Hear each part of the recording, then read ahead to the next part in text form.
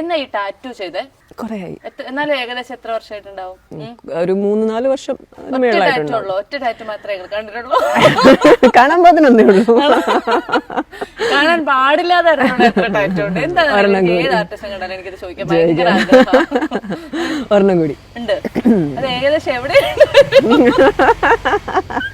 അതവിടെ ഇരുന്നോട്ടെ. അച്ഛനും അമ്മയ്ക്ക് അറിയാവോ അങ്ങനെ ഒരു ടാറ്റു ഉള്ള കാര്യം?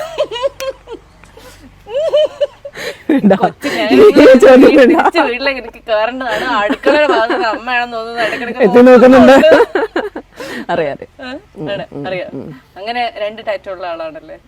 ശരിക്കും ഈ ഇൻഡസ്ട്രിയിലേക്ക്, മൂവി ഇൻഡസ്ട്രിയിലേക്ക് വരണമെന്ന് ഭയങ്കര ആഗ്രഹിച്ച് മോഹിച്ച് വന്ന ഒരാളാണ്. ഇതിപ്പം ഇവിടെ കാണുമ്പോൾ നിങ്ങൾക്ക് അറിയാം, ഒരു കുഞ്ഞു ഗ്രാമമാണ് അല്ലെ, ഭയങ്കര ഭംഗിയുള്ള ഒരു കുഞ്ഞു ഗ്രാമമാണ്. അപ്പം ഇവിടുന്ന് ഒരാള് സിനിമയിലേക്ക് വരിക എന്ന് പറഞ്ഞാല് അതും 17 വർഷം പുറകിലേക്ക് പോകുമ്പോൾ വലിയൊരു അതിശയമായിരുന്നു. എനിക്ക് ഇപ്പോഴും സത്യം പറഞ്ഞാൽ വിശ്വസിക്കാൻ ആയിട്ടില്ല. ഇപ്പോഴും എനിക്ക് വിശ്വാസമില്ല അത് ഞാൻ സിനിമ ചെയ്യുന്നുണ്ടോ. അതൊരു നിയോഗമായിരിക്കും അല്ല, ഇതിങ്ങനെ വേണം എന്നുള്ളത് ഡിസൈഡഡ് ആണ് മേളിൽ നിന്ന്. അതുകൊണ്ട് സംഭവിച്ചതാണ്. വിനയൻ സാറിന്റെ മൂവിയാണ് ഇവിടെ. ബോയ് ഫ്രണ്ട് അല്ല, അദ്ദേഹത്തിന്റെ മീരയുടെ ദുഃഖം ഇവിടെ ഷൂട്ട് വന്നിരുന്നു. അതിനൊക്കെ ഒരു കുറേ വർഷങ്ങൾ മുമ്പാണ്. ഞാനിപ്പോൾ 7th പഠിക്കുന്നത്, ഒരു 3 വർഷം മുമ്പ്.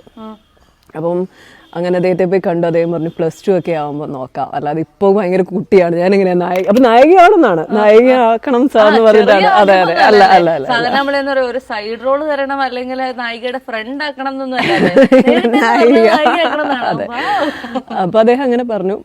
അത് കഴിഞ്ഞിട്ട് ഈ ബോയ് ഫ്രണ്ടിന്റെ നമുക്കറിയില്ല, അതിന്റെ അനൗൺസ്മെന്റ് ഒക്കെ വന്നിരുന്നു എന്ന് തോന്നുന്നു. ജസ്റ്റ് ഫോട്ടോ സെൻഡ് ചെയ്തപ്പോ അദ്ദേഹം വരാൻ പറഞ്ഞു. അങ്ങനെയാണ് ആ മൂവിയിലേക്ക് വരുന്നത്. അല്ല, ആ സമയത്ത് ഇതൊക്കെ ആരാ ഇതൊക്കെ കൃത്യമായിട്ട് ചെക്ക് ചെയ്തോണ്ടിരുന്നോ? ഇല്ല, ഒന്നുമില്ല. ആ ഒരു സമയം നമുക്ക് വെറുതെ ഒരു തോന്നൽ വന്നാണ്, ഓക്കെ ജസ്റ്റ് ഒരു കുറച്ച് പിക്സ് അയച്ചു കൊടുക്കാം, അദ്ദേഹം ഇഷ്ടമാണെങ്കിൽ. ബോയ് ഫ്രണ്ട് തുടങ്ങിയ കുറെ നാൾ മുമ്പാണ് ഇത്. പക്ഷെ ആ ഒരു ആലോചന സാറിന്റെ മനസ്സിലുണ്ടായിരുന്നു ആ സിനിമയെ പറ്റി. അങ്ങനെ അദ്ദേഹം അത് കണ്ടു. അത് കഴിഞ്ഞിട്ടൊരു ചെറിയൊരു ഒഡീഷൻ ഉണ്ടായിരുന്നു. അതില് വലിയ കുഴപ്പമില്ലാതെ എന്തൊക്കെയോ ചെയ്തെന്ന് തോന്നുന്നു. അങ്ങനെയാണ് വിളിക്കുന്നത്.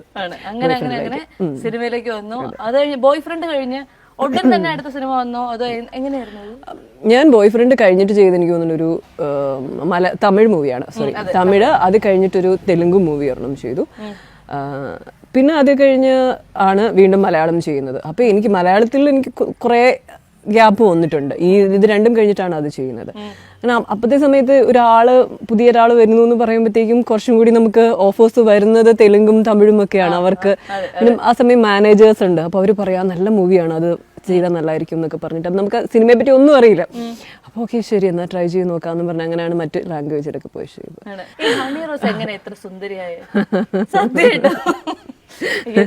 അകത്ത് 2 പേരുണ്ട്, അവരോട് ചോദിക്കേണ്ടി വരും. അപ്പനും അമ്മയുണ്ട് അകത്ത്, അവരോട് ചോദിക്കേണ്ടി വരും.